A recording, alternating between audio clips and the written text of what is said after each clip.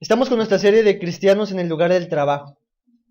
Y más o menos programé esta sexta clase en 2 sesiones. Vamos a ver si lo hacemos en 2 sesiones o en más, ¿no?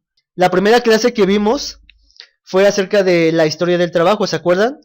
De cómo estaba en el trabajo en la creación, después en la caída, después en ese acto de la redención y después en la restauración. ¿Se acuerdan qué fue la siguiente clase? ¿No? Esta fue la primera clase. La segunda clase, les voy a poner aquí. La segunda clase vimos acerca del problema del trabajo. ¿Cuál es el principal problema del trabajo que vimos? Lo vimos como en 2 partes. ¿Se acuerdan? Que está en este mundo caído. Ajá, estamos en un mundo caído. Exactamente, ese es uno de los problemas. Estamos en un mundo caído. Pero ahora en el trabajo, o hacemos del trabajo un ídolo, lo hacemos nuestra fuente de satisfacción, o no hacemos nada en el trabajo, queremos evadir el trabajo, estamos inactivos en el trabajo. Son los principales problemas en el trabajo. Lo hacemos un ídolo o estamos inactivos en el trabajo. Pero Ezio nos compartía ahora de que la redención provocó que el trabajo pudiera ser redimido. Dios no redime el trabajo, sino a los trabajadores, y empieza a ser un nuevo jefe. Gracias a Cristo Jesús, Él cambió todo lo que ahora nosotros tenemos en el trabajo. Su obra en la cruz, su trabajo en la cruz, es lo que nos capacita a nosotros ahora para tener un nuevo jefe, nuevos propósitos, una nueva relación con Dios, una nueva asignación. ¿Se acuerdan que eso nos decía de llamados primarios y llamados secundarios? De que tenemos verdadera libertad y de que verdaderamente la obra de Cristo en la cruz lo cambió todo. Y tenemos ahora un jefe, un nuevo jefe. La cuarta clase que nos compartió nuestro hermano Germán, ¿se acuerdan? ¿Algo de esto? ¿Cuál fue el nuevo objetivo? ¿Qué es lo que buscamos como objetivo en el trabajo? Honrar a Dios. Mucha gente busca en el trabajo productividad, dinero, estabilidad, felicidad. Pero ahora, gracias a la redención, Dios nos da un nuevo objetivo. No es tu prosperidad, primariamente, no es tu felicidad, primariamente, sino tu objetivo es serle fiel a Dios en el trabajo. No es tu productividad, Luz, no es tu productividad, sino es serle fiel a Dios. Y somos fieles a Dios desde el momento que oramos por nuestro trabajo y nos levantamos. Todas esas cuestiones que nos dijo nuestro hermano Germán. Y después de la redención empezamos a una etapa de ascenso hacia la restauración en cuanto al trabajo. Y Gama en la quinta clase nos compartía acerca de la motivación. ¿Por qué te levantas todas las mañanas a las 8 de la mañana a trabajar? ¿Cuál es la motivación de tu vida en el trabajo? ¿Se acuerdan que nos compartía Gama? ¿Alguien? ¿Alguien o que vea sus apuntes? La primera motivación era glorificar a Dios. Ajá, exactamente. Que no estaba mal proveer a las familias, ¿no? Como, bueno, proveerte, pero que solamente. Exacto, Gama nos mencionó 4 motivaciones y estas 4 motivaciones estaban sustentadas por un amor hacia Dios y un amor hacia el prójimo. Entonces, esas son las motivaciones. Lo haces todo por amor a Dios y por amor a tu prójimo. Y hoy vamos a entrar a la sexta clase. Así que vamos a arrancar a ver hasta dónde llegamos. La sexta clase es las relaciones. Y como subtítulo, imitar a Cristo en el lugar del trabajo. Antes de pasar en sí mismo a la clase, vamos a ver siempre cómo es que empezó todo esto. ¿Dónde creen que empezó la primera relación laboral en la historia de la humanidad? ¿Dónde creen que empezó primeramente? La primera relación. Ajá, exactamente. En el Edén. ¿Y con quién se relacionaba? ¿Cómo eran esas relaciones? ¿Se acuerdan? Dios era el jefe de Adán. Exactamente, Dios era el jefe de Adán y era una relación perfecta. Sin embargo, aún faltaba alguien como Adán, pero diferente en sus roles, a Eva. Y entonces vemos 2 relaciones. Hacia su jefe, que acaba de decir una muy buena palabra. Su jefe era Dios, pero ahora también tenía una compañera de trabajo. E incluso Adán era ahora jefe, en cierta forma, de Eva, porque ella tenía que cuidarla, había cierta autoridad sobre Adán. Entonces vemos que esas son las relaciones que existían en un principio. Y desde el comienzo, hermanos, Dios ha diseñado al hombre para que sea relacional. Yo en lo particular disfruto mucho o disfrutaba mucho mi soledad. Me iba a mi cuarto y estaba con la tablet y estaba tranquilo, ¿no? Pero ahora Dios me introduce de forma alegre también, pero obligatoriamente ahora tener una relación y desarrollar las relaciones con mi esposa y mi hija y muchísimas más personas, ¿no? No estamos diseñados para aislarnos. No estamos diseñados para aislarnos. Somos personas relacionales. Pero ahora estamos en un mundo caído. Y si nuestro corazón está en una situación caída, nuestras relaciones también se desarrollan en un ambiente caído. Piensa en lo siguiente. ¿Qué clases de relaciones tengo en mi trabajo? ¿Alguien? ¿Qué clases de relaciones tenemos en nuestro trabajo?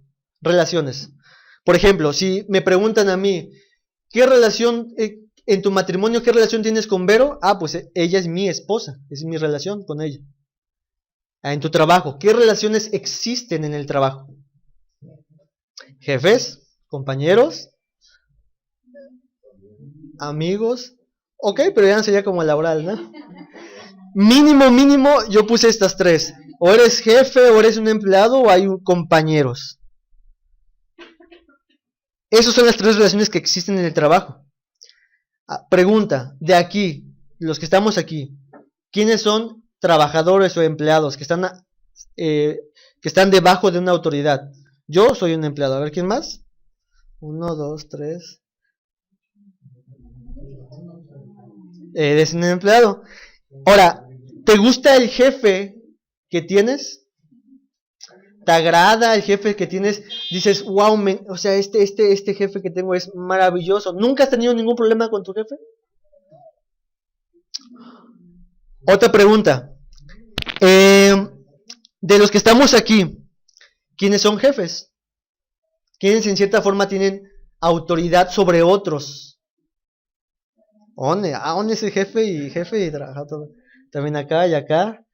También, hermana. Aquí mi esposa también. ¿Eh? Ah, pues sí, también. Ok. Como jefe, los empleados que tienes, a los que tienes a cargo, ¿te agradan? O sea, ¿no tienes ningún problema con ellos, ningún conflicto con ellos? ¿Todo está en orden? ¿Todo está bien? Quizás algunos digan que sí, otros digan que no. Pero la realidad es que si lo pensamos bien, y si pensamos en con quién nos estamos relacionando, tenemos que llegar a la conclusión que trabajamos con gente descuidada, injusta, insensata, despistada, egoísta, incompetente, déspota, floja, vanidosa, y ponen lo que tú quieras. Y ese eres tú y ese soy yo. Y no estoy viendo a nadie, ¿no? En particular. Hay un libro, de hecho, que dice que acerca del matrimonio, que dice cuando dos pecadores dicen que sí. En realidad yo he tenido algún cierto tipo de conflicto con mi esposa. Porque si lo pensamos bien, somos pecadores los dos. Tenemos una relación pecaminosa en ciertos sentidos. Y lo mismo sucede en nuestras relaciones laborales. Esta clase de relaciones laborales, no sé si algunos han pasado, llegan a ser en algún momento frustrantes, estresantes, llegan a ser incómodas, llegan a ser asfixiantes. ¿Por qué? Porque te relacionas con otro pecador. Y es saber quién gana. O eres tú o soy yo. Entonces el problema de todo esto, en el fondo, en última instancia, no se trata de ellos en primer lugar, sino de ti. Tú eres el problema principal, es tu corazón. No solo vemos a nuestro trabajo de forma pecaminosa, es decir, lo hacemos un ídolo o estamos inactivos, sino que también se extiende a nuestras relaciones, el pecado, nuestro pensamiento, con aquellos con los que trabajamos y nos relacionamos. Entonces el problema no son ellos. Yo siempre le he dicho a veces a mamá, no quieras cambiar a la gente, mamá, porque no vas a poder hacerlo. Tú sí puedes cambiar. Tú debes de cambiar. Tú sí puedes, en cierta forma, decidir cómo vas a reaccionar ante las circunstancias. Nosotros somos nuestros propios problemas. Fíjate lo siguiente. ¿Alguien me puede ayudar a leer lo que dice? Los pensamientos impíos sobre el trabajo conducen a pensamientos impíos sobre nuestros compañeros de trabajo. Nuestros pensamientos impíos del trabajo siempre van a conducir a pensamientos impíos sobre nuestros compañeros de trabajo. Si tú tienes un pensamiento equivocado de lo que es el trabajo, vas a tener un pensamiento equivocado de tus relaciones laborales y va a haber conflictos en tus relaciones laborales. ¿Qué es lo que pretende estas clases? Nosotros crear una cosmovisión bíblica y en este sentido de las relaciones laborales. Como nota, alguien que es una cosmovisión, porque a veces lo decimos, cosmovisión.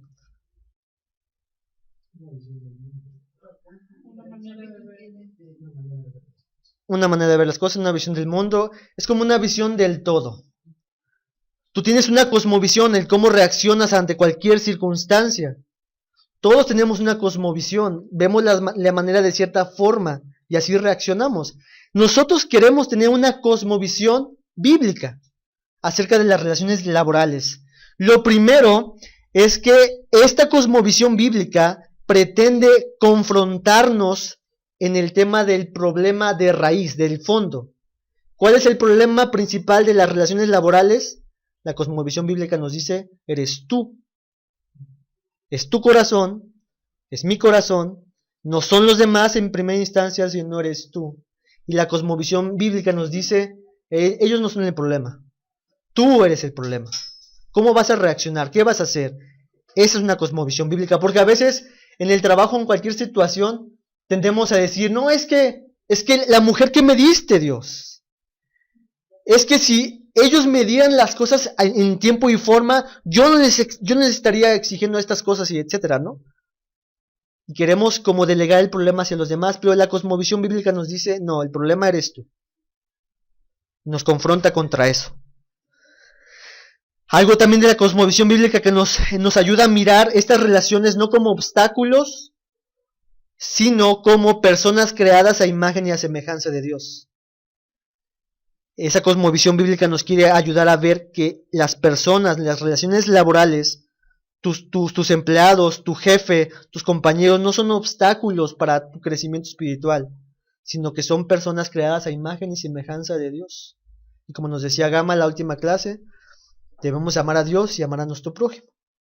Y precisamente eso es lo que también provoca esta cosmovisión bíblica. Nos libera de amar, nos libera para amar a nuestro prójimo como a nosotros mismos. Y sí o no, esto llega a ser escandaloso en el lugar de trabajo. Que tú puedas amar de manera sacrificial a otra persona que todo el tiempo te está haciendo bullying, que todo el tiempo no te está obedeciendo porque tú eres jefe, pero lo que estás amando, eso llega a ser escandaloso. Oye, ¿por qué es que tú aún le sirves a ese jefe tuyo, no? Si te trata así tan mal, ¿por qué? Bueno, la cosmovisión bíblica nos quiere ayudar y animar a liberarnos de nuestro amor a nosotros mismos para amar a nuestro prójimo. Así que en esta clase, en esta sexta clase, queremos tratar de ver esto. ¿Cómo servimos a las personas con quienes trabajamos? ¿Cómo servimos a las personas con quienes trabajamos? Así que vamos a ver de las relaciones en el lugar de trabajo. Para todo este tema, vamos a dividirlo en esta estructura. Lo primero es que vamos a ver lo que Jesús nos pide que tengamos en nuestra mente, en nuestra mentalidad, respecto hacia nuestras relaciones laborales, hacia nuestros compañeros de trabajo. ¿Cuál es la mentalidad que va a gobernar mi vida en esas relaciones laborales? ¿Qué es lo que yo debo de pensar? ¿Qué es lo que debe dirigir y controlar mis pensamientos, emociones y actitudes? ¿Qué es lo que Jesús pide de esa mentalidad? Para después, esa mentalidad, ¿cómo afecta con mis empleados? ¿Y cómo afecta con mis jefes, con mis relaciones laborales? Entonces, quizás hoy nada más vayamos a verlo respecto a esa mentalidad que Jesús nos pide. Así que, ahí vamos. Hoy vamos a ver solamente esa mentalidad que Jesús nos pide hacia nuestros compañeros.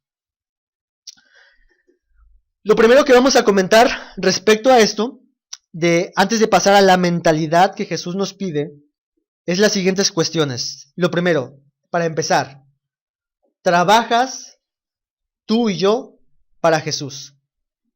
Se trata de seguirle a Él en el lugar de trabajo. Se trata de ser un discípulo de Jesús en el lugar de trabajo.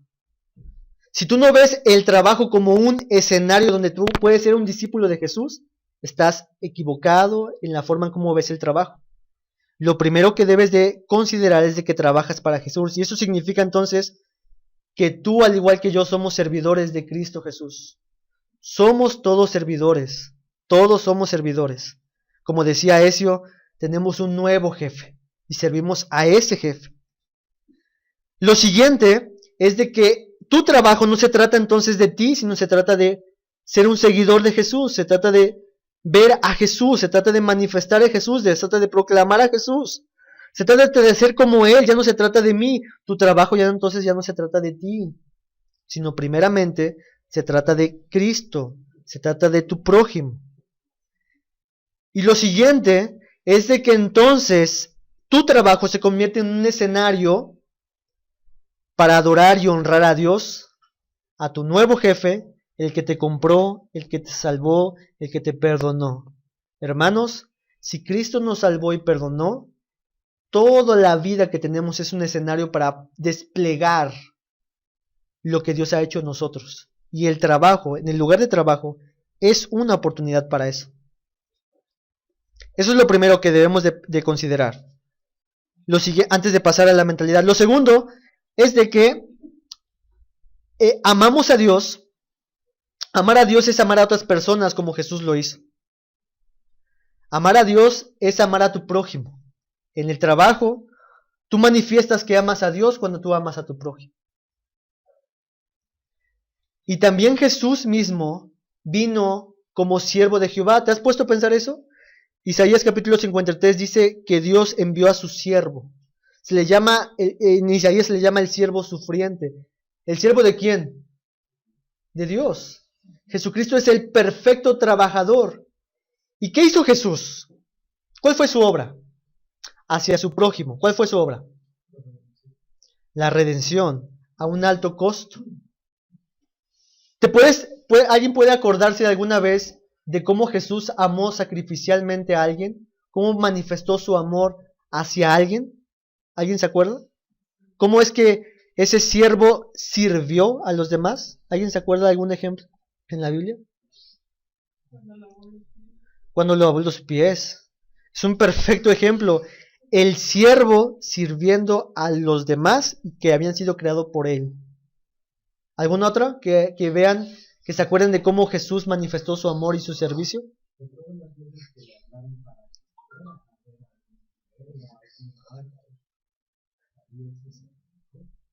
Exactamente, todo el tiempo. De hecho, Marcos se cataloga como el evangelio del siervo, ¿no? Y todo el tiempo vemos a Jesús de aquí para allá, de aquí para allá, de aquí para allá, sanando. ¿Y cuándo descansó Jesús? Sí descansó, pero todo el tiempo estaba de aquí para allá. Y nosotros nos fatigamos, hermanos, cuando tenemos que servir a nuestro prójimo. Veamos lo que hizo Jesús. Él amó perfectamente y sirvió perfectamente a su prójimo.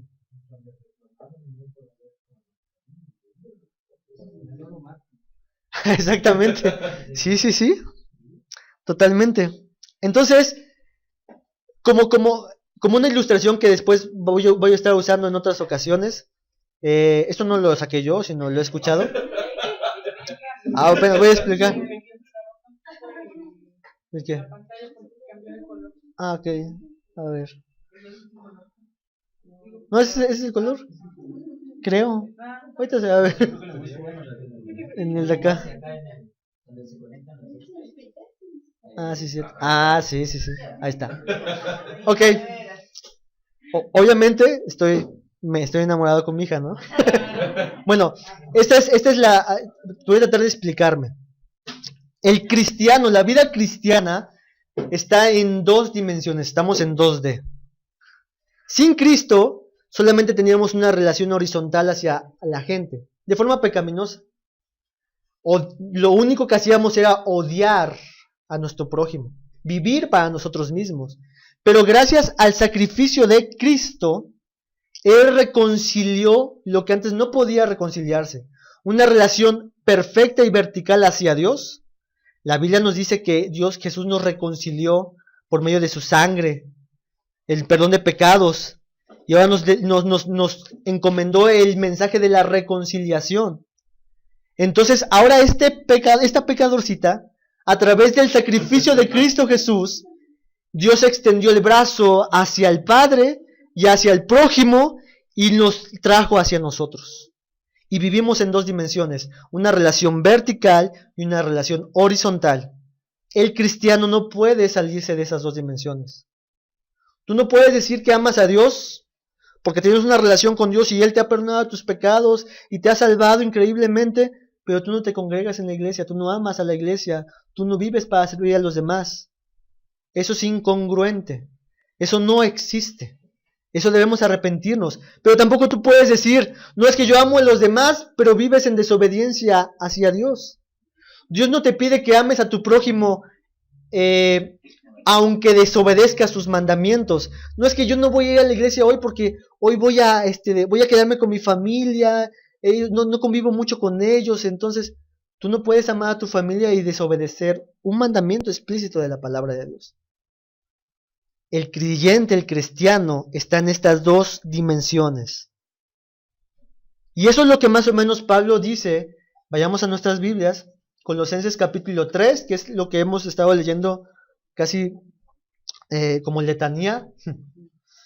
Colosenses capítulo 3, versículo 22 al capítulo 4, versículo 1.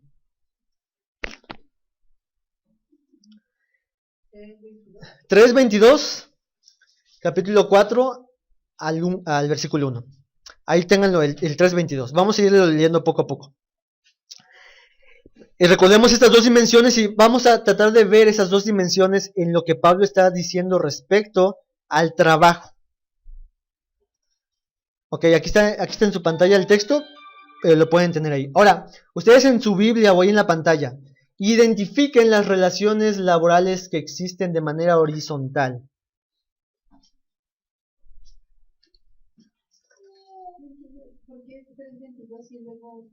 Ok, es del versículo 22 del capítulo 3. Ajá.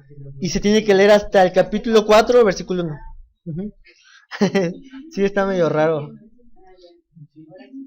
Ok, ¿pueden identificar relaciones horizontales en el trabajo? Ok, la primera que noto aquí es siervos, ¿no? Vemos ahí siervos, vemos lo que decía Gama, amos terrenales. ¿Qué otra relación vertical, que diga horizontal, vemos en esos pasajes? Es la misma, pero está en otra parte. Exactamente. Otra vez amos, tenemos esa relación. ¿A dónde vamos? O como dijo el pastor, ¿no? Si tú dices que amos, ¿cómo fue? No, ¿a dónde? Ok. Ok, entonces tenemos esas relaciones laborales. Un siervo obedece a su amo y un amo tiene sujeción a sus siervos, ¿no? Esas son las relaciones horizontales. Existen esas relaciones. Tú y yo tenemos esas relaciones. Eso no llegó, pero eso tú eres jefe o eres empleado. O los dos.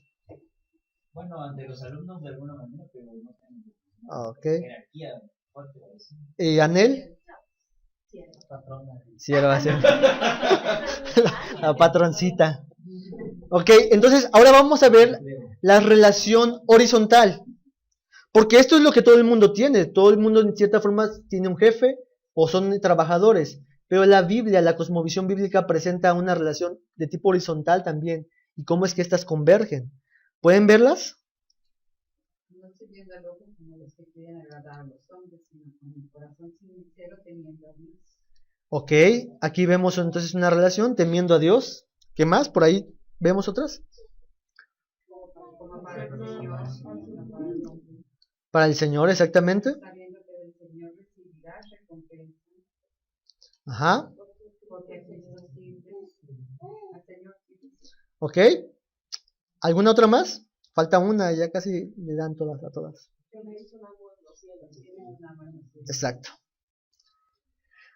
¿Ven cómo Pablo manifiesta estas dos mismas realidades? Hay una relación horizontal contra tu prójimo, ya sea un jefe o un trabajador, pero también esta relación es gobernada también verticalmente por la relación que tienes con Dios. Y es lo que vamos a tratar de ver en esta clase. ¿Le puedo cambiar?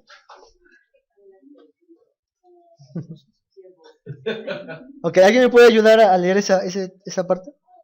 La manera en que tratas a otras personas debería estar influenciado por la vívida comprensión de que Dios está viendo. Si se dan cuenta en el texto que vimos de Colosenses, hay un énfasis de siervos y amos. Ustedes deben hacer todo para el Señor. Él lo está viendo, Él lo está observando. Tu trabajo hacia tu jefe, tienes que entender que Dios te está observando cómo lo estás haciendo a tu jefe. Tu jefe, tienes que ver cómo estás tratando a tus empleados y trabajadores, porque Dios te está viendo. Así que nosotros debemos estar conscientes de que Dios nos ve en nuestro trabajo, en nuestras relaciones laborales. Ahora, para nuestro contexto, bueno, Pablo en el contexto que estaba hablando de esclavos y amos. Hoy no tenemos ese contexto. No vemos a amos que están latigando a los esclavos. Había esclavos tanto romanos como judíos. Pero ahora para nuestro contexto, ese mismo cristiano que era un esclavo, ahora ese mismo cristiano y tú y yo somos empleados. Así que lo primero es que el servir a quienes ejercen autoridad sobre nosotros debe ser lo que defina a ese cristiano empleado. Los que son trabajadores aquí, debes de servir a quienes ejercen autoridad sobre ti. Eso es lo que dice el texto. Siervos obedezcan a sus amos. Entonces debemos de servir a los que ejercen autoridad sobre nosotros. Pero también honramos a Jesús sacrificándonos por el bien de los otros. Así como Jesús. Él se sacrificó por el bien de otros. Y lo tercero es que nosotros debemos, esos cristianos que son esclavos en el contexto de Pablo y nosotros somos empleados, debemos obedecer en todos los que están en autoridad sobre nosotros. Ahora, obviamente cuando hablamos de obedecer en todo, no estamos refiriéndonos que en toda circunstancia. ¿Sí? ¿O debemos obedecer en toda circunstancia a nuestros amos? ¿Cuándo no debemos obedecer?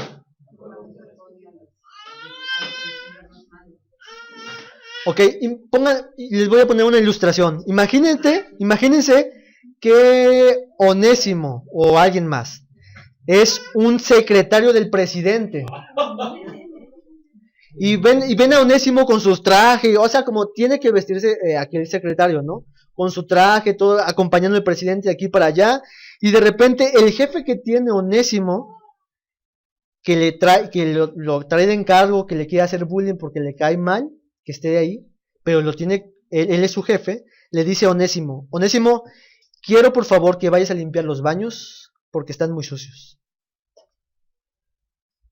¿Cuál sería la reacción natural de Onésimo o de cualquier otra persona en esa circunstancia? ¿Yo por qué? No me contrataste para eso. ¿Qué te pasa? Todas esas cosas. La verdad, una reacción de, esto no es mi papel, pero la Biblia dice que obedezcas a tu amo en todo.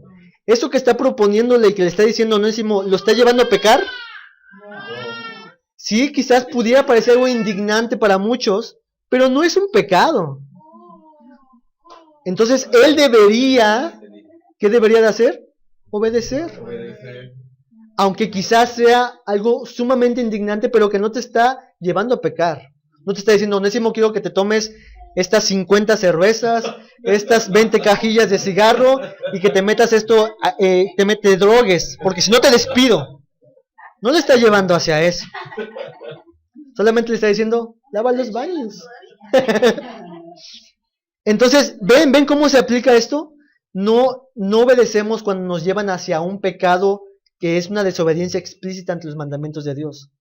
Pero si es algo que quizás no nos agrade, no nos guste, que quizás nos sentimos indignados por eso, nosotros debemos obedecer a nuestro amo, a nuestro jefe. Esta obediencia debe de ser, conforme a los textos, de corazón sincero. Y ahí es donde se complica todo el asunto. Porque no solamente Onésimo debe ir a lavar los baños, sino debe de hacerlo con gusto, con alegría. ¿Quién mira el corazón de Onésimo? No haciendo gestos. ¿Quién mira el corazón de Onésimo? La gente no lo observa, su jefe no lo va a observar, pero Dios sí va a observar el corazón de Onésimo. Y Onésimo pudiera bien tener en su corazón de, me cae gordo, siempre me pone a hacer lo mismo. ¿Quién se cree que es? Yo soy el secretario del presidente. ¿Que no sabe con quién se está metiendo? Yo lo voy a acusar porque esto es una injusticia. No me pueden tratar así a mí. Todo eso en su corazón. ¿Y quién lo está viendo? Dios. Pero el creyente, el cristiano, esclavo, empleado, esa obediencia debe ser de corazón sincera, temiendo a Dios. Y todo esto, como decía la primera parte que leíamos, es porque Dios nos ve. Dios ve nuestros corazones, Dios ve nuestras reacciones, Dios ve si continuamos en una actitud sin arrepentimiento, porque Onésimo, claro que pudiera sentir todo eso y pensar todo eso en su corazón, pero si no se arrepiente, está en una rebeldía contra Dios. Y debería de arrepentirse Onésimo. Onésimo, te animamos a que te arrepientas, por favor. Pero no solamente esa relación vemos en Colosenses, sino también veíamos que ese cristiano, que en el contexto de Pablo es un amo, en nuestro contexto es un jefe. Y algunos levantaban de aquí de la mano que son jefes. Mi esposa, en cierta forma, cuando no estoy yo, tiene una asignación de jefa sobre Brisita, ¿no? Entonces, esos mismos principios que aplicaron para ese cristiano empleado, aplican para el jefe. ¿Se acuerdan cuáles eran?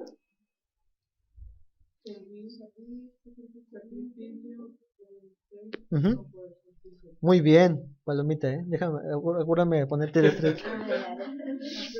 Aprendan.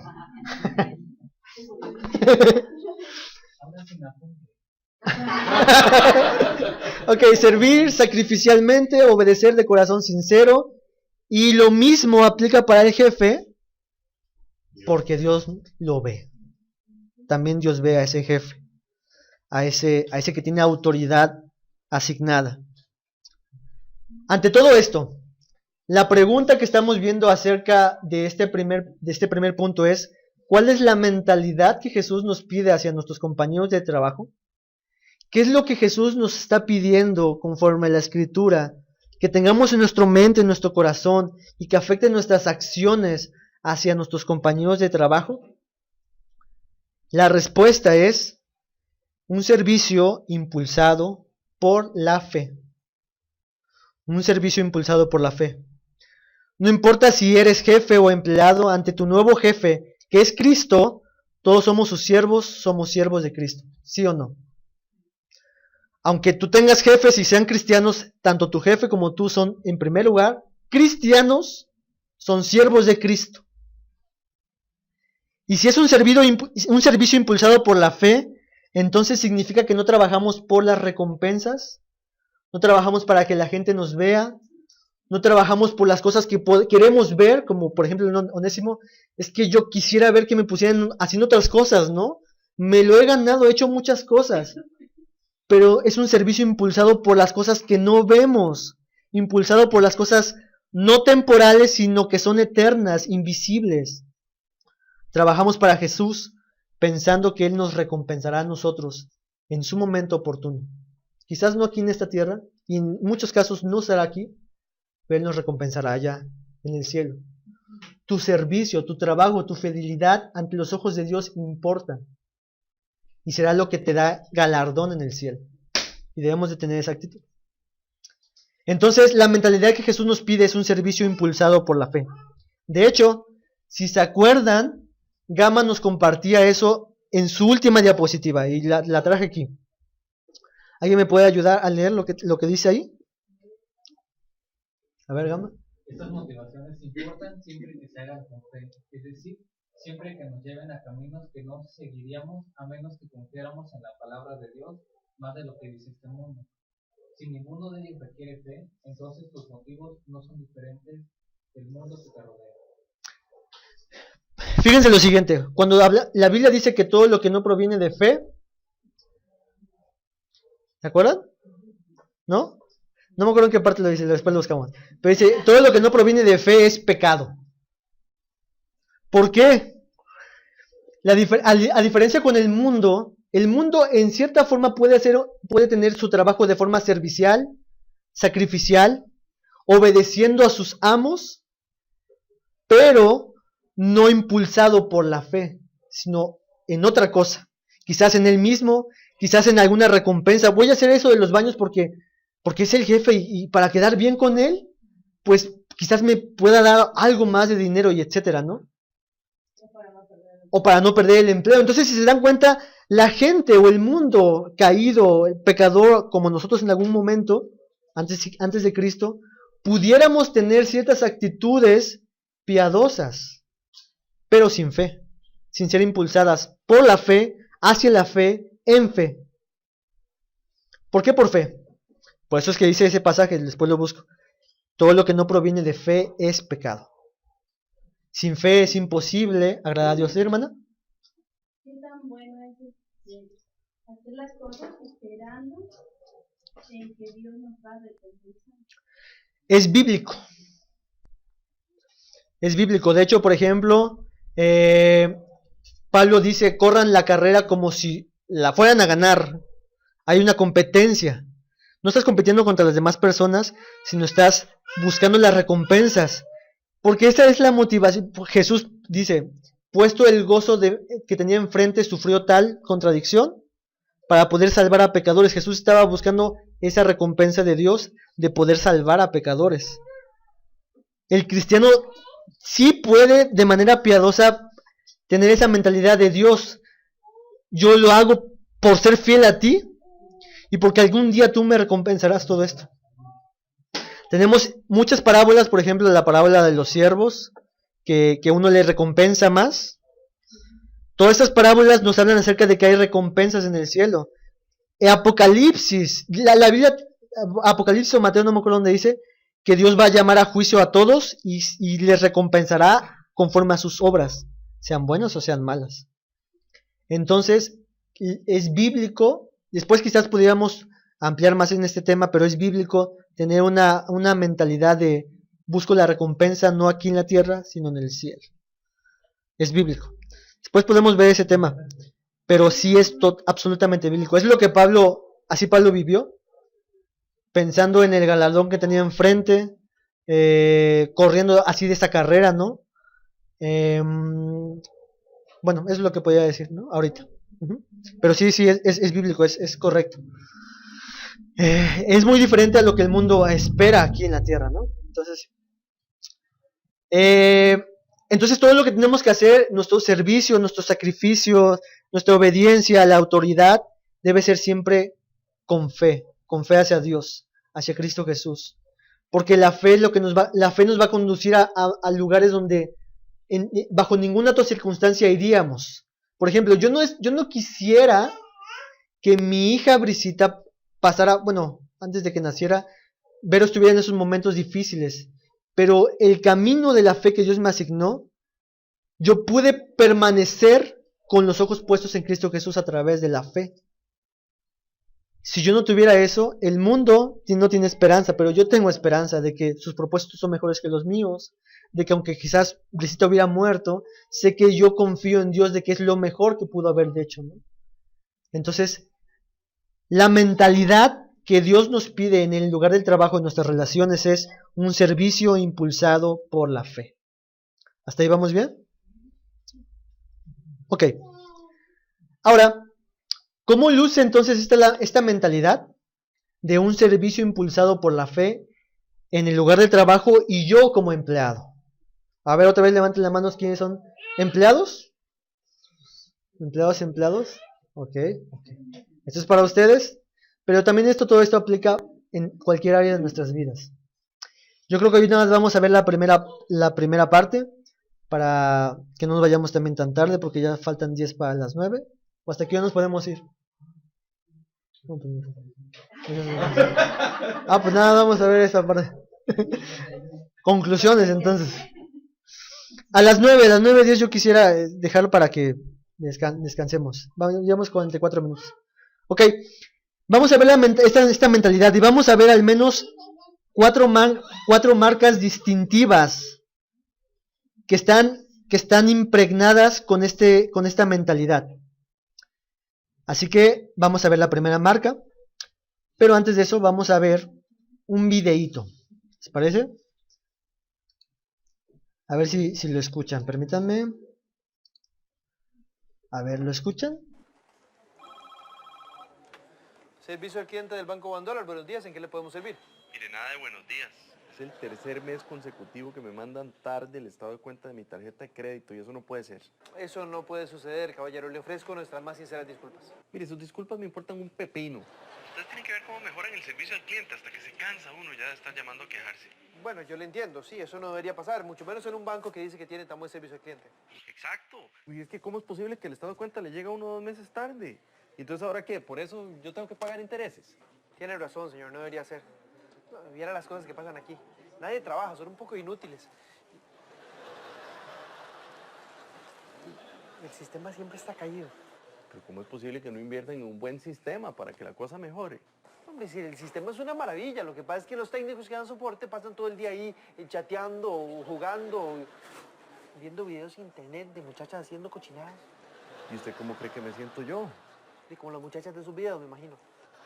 Bueno, pero esto es el colmo. Hágame el favor y me comunica con un superior suyo. Los jefes, sobre todo.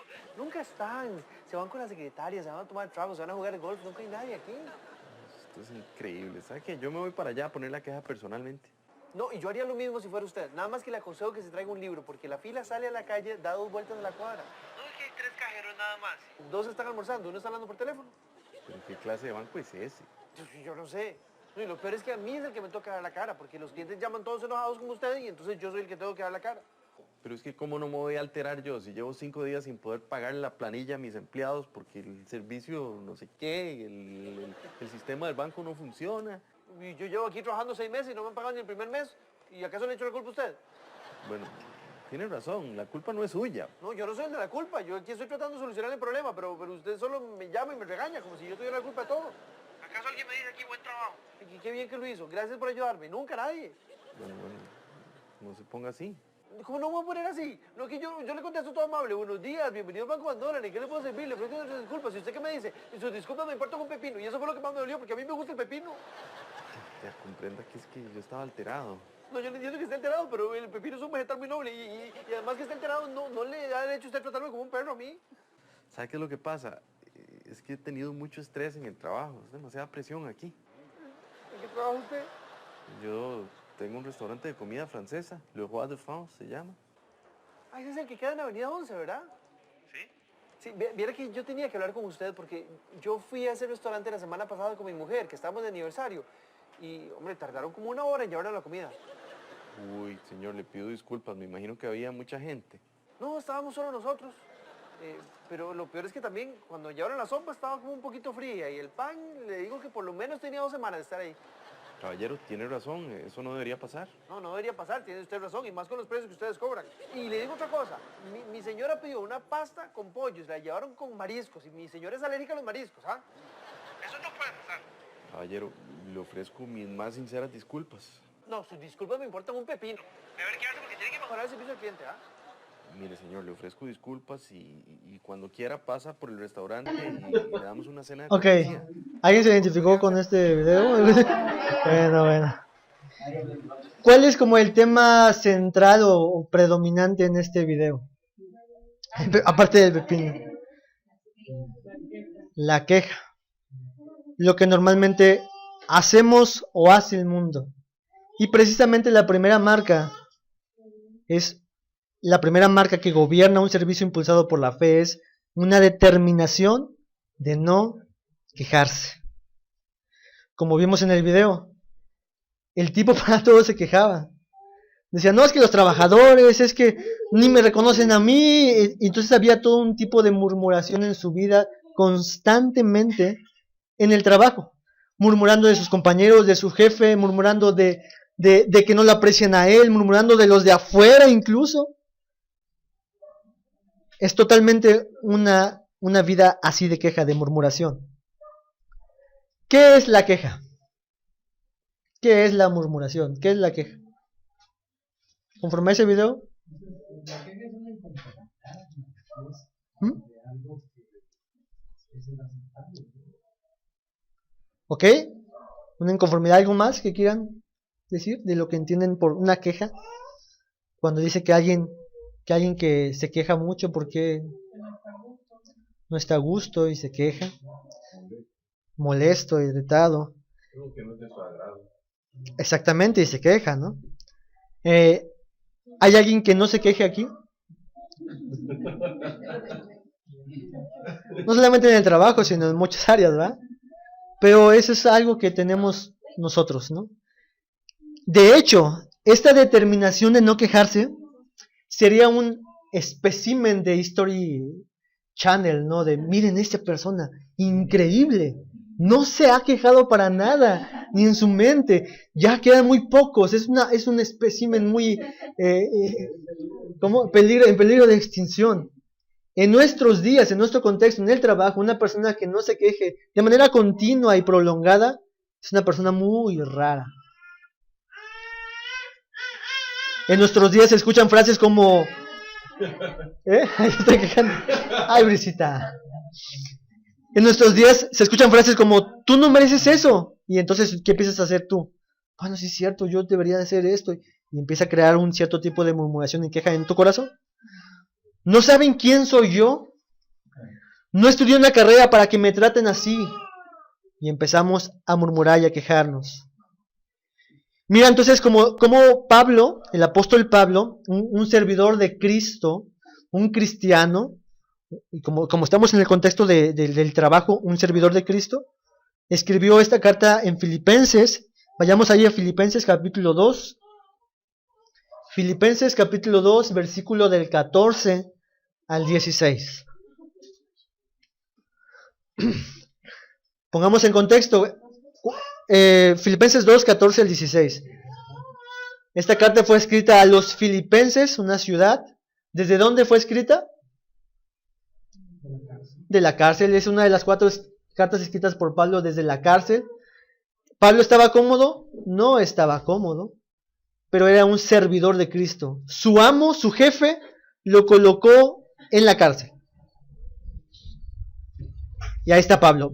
Filipenses capítulo 2, versículo 14 al 16.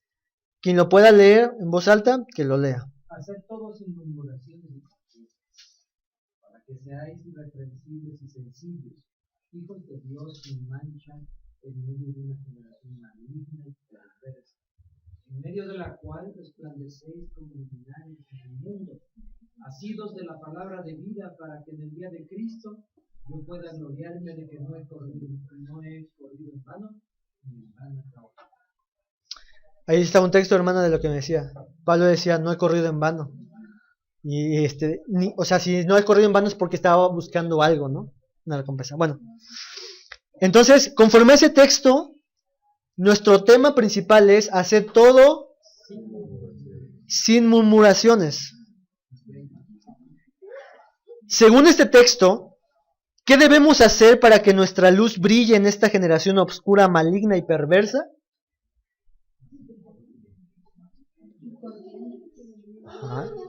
Fíjense lo que dice. Para que su luz brille delante del mundo en esta generación oscura, maligna y perversa, ustedes deben hacer todo sin murmuraciones, sin queja. Hacer todo sin murmuraciones ni contiendas. Y de esta forma entonces manifestamos la luz y la vida de Dios que nos hizo nacer en nosotros.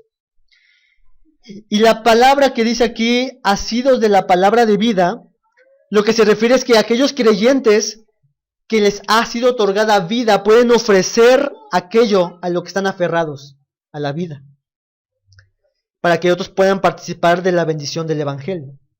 Esta palabra murmuraciones, en el original, esta palabra se traduce, es un término cuya pronunciación misma describe la acción de hablar en voz baja y quejumbrosa. Ay, es que o sea, hablas bajo y con queja, con molestia. Algo te está molestando, algo te está irritando, refunfuñando. También esta palabra de murmuración en el texto es un rechazo emocional a la voluntad y la providencia de Dios, así como las circunstancias que Él ha permitido en la vida de la persona.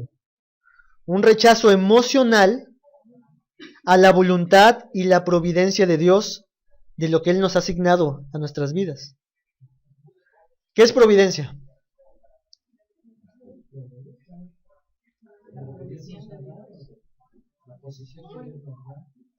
Sí, eso es en un contexto, pero en un contexto más amplio que es... Exactamente. Como que cada quien tiene en nuestro tipo de vida un tipo diferente de providencia. O bueno, tiene providencia. La providencia es, Dios se propone algo hacer con el creyente.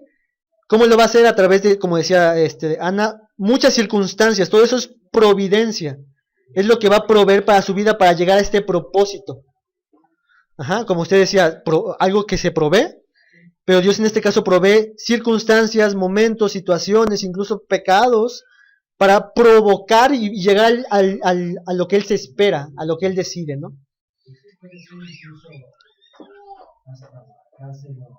Exacto, como Pablo. Pablo tenía suficientes razones en nuestros días para quejarse de, oye, pues yo perseguía cristianos y yo pensé que Dios me iba a ayudar y ahora me están metiendo en la cárcel y me han azotado casi creo que 3 veces, lo habían azotado 40 veces. Habían naufragado en el mar, le habían dado por muerto, había sido apedreado, un montón de cosas. Y Pablo en Filipenses dice, gócense. Y lo que leímos, no murmuren. No porque Pablo decía, ay, por favor no murmuren, sino que Pablo en su corazón estaba gozoso de no murmurar, porque estaba confiando en la voluntad y en la providencia de Dios que Él había permitido en su vida. Y esto mismo, hermanos, es lo que pasó con el pueblo de Dios al sacarlos de Egipto. ¿Se acuerdan la historia? Un tema predominante de la historia de Israel cuando fueron sacados de Egipto era la queja. Dios los sacó, los libró del mar rojo. Antes de librarlos del mar rojo, ellos estaban, ya, ¿para qué nos trajiste aquí? Vamos a morir. Era mejor morir allá en Egipto que morir aquí enfrente del mar. Y Dios les abre el mar y pasan por el mar rojo. Y después llegan a un lugar donde no hay agua que tomar y empiezan otra vez a quejarse y a quejarse. Lo del maná, les envía Dios el maná y dice, ya estamos hastiados del maná, mándanos otra cosa. Y una y otra vez el pueblo de Israel, ¿qué es lo que hacía? Se quejaba. De hecho, en el escenario bíblico, los traductores lo ponen como tentaron a Jehová. Porque la queja en sí mismo es decirle a Dios, tú estás mal. ¿Qué no estás viendo que esta es una mejor opción y tú estás haciéndolo de esta manera? ¿Por qué me metes a la cárcel? ¿Por qué me quitas a mi hijo? ¿Por qué me das esta enfermedad? ¿Por qué no estoy prosperado económicamente? ¿Por qué? Etcétera, etcétera, etcétera. Y eso es lo que el mismo pasaba al pueblo de Israel. Así que la primera marca distintiva del creyente, de ese trabajador, es una determinación de no quejarse. Pregunta, ¿es fácil retener nuestras quejas? Claro que no es fácil, para nada es fácil. Es muy difícil, porque de forma natural queremos que los demás sepan cuánto nos está pasando, las circunstancias que nos están pasando. Queremos ante los demás que nos vean como la víctima. De forma natural lo hacemos todos nosotros.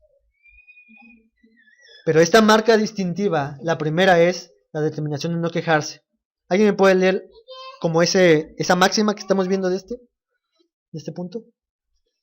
El servicio impulsado por la fe en el lugar de trabajo está caracterizado por un espíritu de determinación, de no murmurar ni quejarse. Claro que va a ser difícil, amados hermanos. Claro que va a ser difícil no murmurar en el lugar de trabajo. Como vimos en el video. Murmuraba para todo, no se quejaba para todo. Pero un servicio impulsado por la fe, sostenido por la fe, motivado por la fe, dirigido hacia la fe, está caracterizado por, de manera tenaz y determinante, decir, no me quejaré, agradeceré a Dios por lo que me ha dado. Estaré contento y satisfecho, como dice Pablo en Filipenses. He aprendido a tener en abundancia y en escasez, y en todo y por todo he aprendido a contentarme, cualquiera que sea mi situación. Todo lo puedo en Cristo que me fortalece. Ese texto obviamente ha sido sacado fuera de su contexto, pero el texto nos anima a confiar en la providencia de Dios de manera gozosa, porque Dios me fortalecerá para afrontar la situación de manera gozosa y alegre. Entonces, esta mentalidad en las relaciones laborales de un servicio impulsado por la fe debe de ser, una determinación de no murmurar ni quejarse. Amén. No como en el mundo lo vemos, ¿no? Hay una canción que dice que trabaja Sí. No lo he escuchado, pero... ¿Ibas a decir algo, Tania? No, que es lo que pues yo creo que ya con las promesas tenemos que reconocer Lo que vimos en el Salmo. lo que también nos va a ayudar a estar en paz, ¿no? Exactamente. Hermanos, si eso es lo que Dios nos manda a hacer, la determinación de no quejarse, es porque debemos de confiar y descansar en nuestras relaciones laborales, que Dios tiene el control, que Él es bueno con nosotros, que sus propósitos son mejores que los míos, y que entonces yo voy a vivir agradecido, confiado y alegre, cualquiera que sea mi situación. ¿Te están haciendo bullying en el trabajo? No te quejes. Están haciendo actividades que quizás no es para tu categoría de pedigrí que tienes. No te quejes. Agradece a Dios por lo que Él te ha asignado.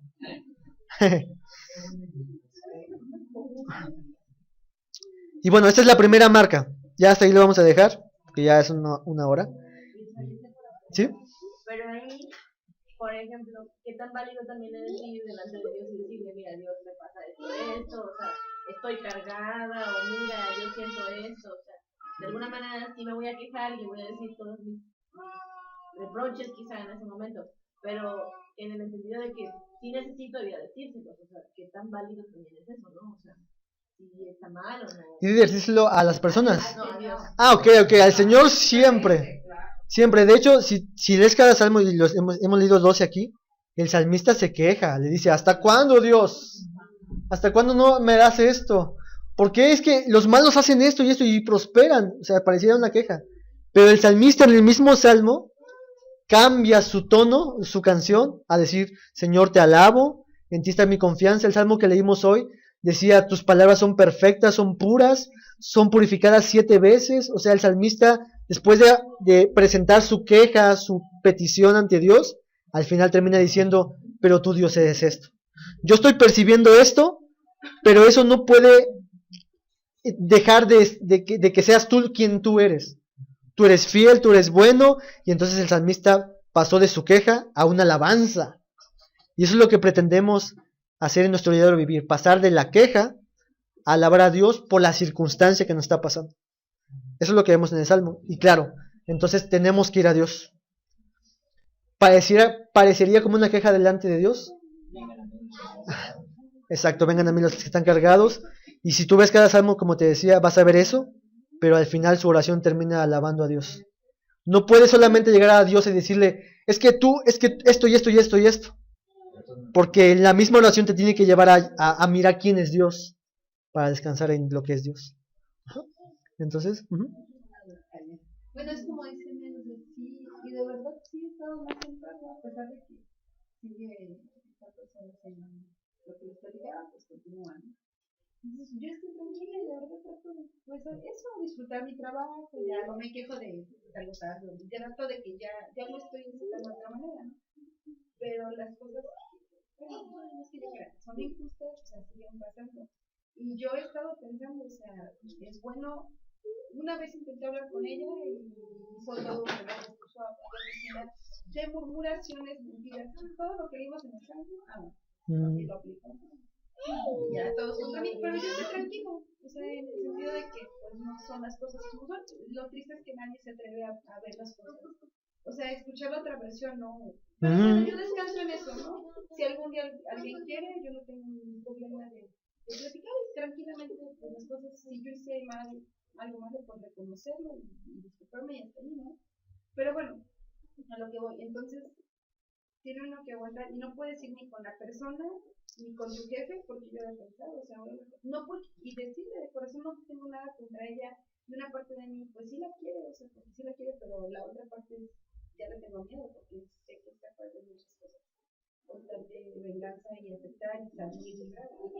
Y entonces se tiene uno que aguantar y aguantar y no hablar con la persona ni con los jefes, porque aparte esa persona dice que va a una iglesia cristiana. Entonces me confronta por lo que nos dice, lo hemos escuchado mucho en la iglesia, ¿no? Si es creyente, ves si Claro. habla con la persona y así, los motivos. Pero pues la verdad es que en la práctica no lo está ayudando, no por muchas cosas, ¿no?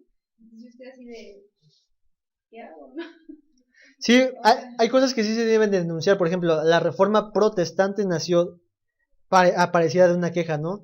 No estamos de acuerdo con esto por la palabra de Dios. Entonces hay cosas lícitas por las cuales no llamaría a quejarse, sino denunciar. Esto está sucediendo de manera injusta, la ley dice esto, la palabra de Dios dice esto, y esto no está pasando bien. Pero la esencia de la queja es que en tu corazón estás en un descontento con Dios, diciéndole, Dios, ¿por qué me estás abandonando aquí? Etcétera, ¿no? La esencia de la queja inicia de tú con Dios y se manifiesta con tu prójimo, ¿no? Entonces, lo que queremos erradicar en principio es esta queja con Dios para que después esta sea moldeada hacia nuestro prójimo. Entonces, ¿sí? Sí, porque pues yo dije, sí, estoy bueno, tendré que hablar, es de decirle eso, o sea, y no quiero nada, no quiero que de mi parte que proceda mal contra ella ni nada. Y es más, estoy consciente de que, pues, o sea, yo lo que quería es, pues cualquier cosa puede venir y decirme, y deme el chance de, pues no creer todo, ¿no? Sino pregúnteme, ¿no? Lo que sea, cualquier cosa, aquí estoy, ¿no? Y si en determinado caso él decide tomar decisiones y sacarme, pues yo voy a estar en paz, o sea, y sé que es eso, pero me debo de quejar de eso, y pues que él permitirá eso, hasta de otro jefe. Exacto. Si tú logras en primera instancia no quejarte hacia Dios, esta va a gobernar para que tú puedas, como dice aquí, un servicio impulsado hacia tu prójimo, al no quejarte con Dios, no quejándote con tu prójimo desmedidamente, ¿no? Descomedidamente. Entonces, por ejemplo, Jesús le dijo a los que lo querían matar en muchas ocasiones, ¿no? Ustedes me quieren matar por las cosas buenas que he hecho. Le está haciendo ver sus pecados, le está exponiendo a los fariseos sus pecados, ¿no? Como decía nuestro pastor, acerca de exponer a las falsas enseñanzas, ¿no? Pero vemos que Jesús nunca tuvo un despropósito con Dios, sino que fue gozoso a la cruz. Y de hecho, sí, es el ejemplo perfecto. ¿Sí? ¿Alguna comentario, alguna cosa? ¿Ya están listos para determinarse a no quejar mañana? Bueno. Vamos a ver las siguientes marcas y pues vamos a dar gracias a Dios, ¿sale?